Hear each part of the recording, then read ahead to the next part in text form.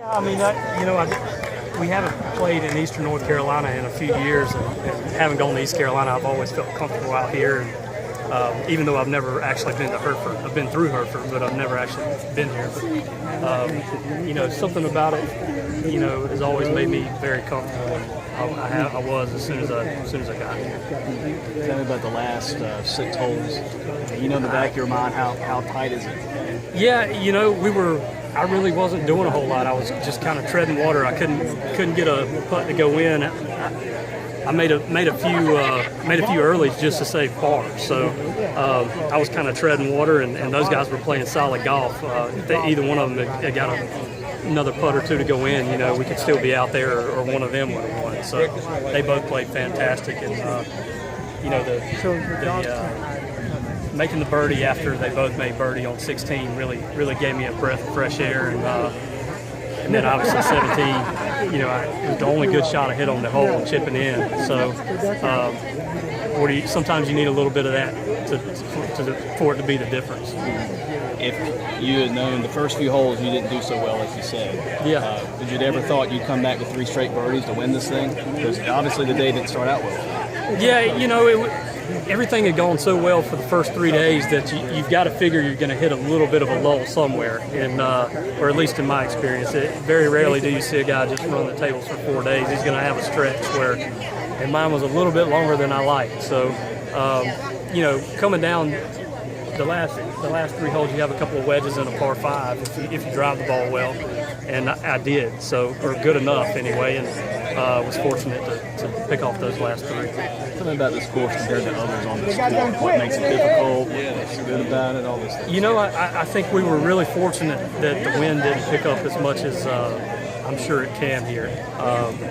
It was in fantastic shape, and it's a decent amount shorter, but the way you have to play the golf course, it plays longer than the yardage. So it was definitely it fits right in, even though it's a shorter golf course. It really does. If you look at the scores for 4 days and the other 4-day tournaments, it's right there with it.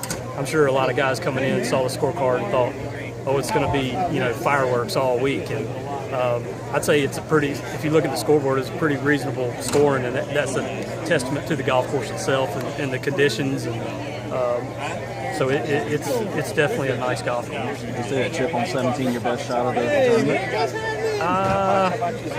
It was the most timely, that's for sure. I'd love to tell you I knew I was going to make it, but that was definitely a big one. Was everyone's eyes wide open when they saw Hurst $200,000 for this event? Yeah, compared to others on I think the first one, I think, of the year.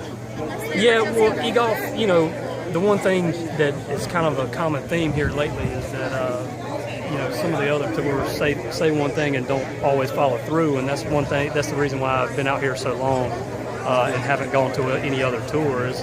That they do what they say they're going to do, and when they came out with their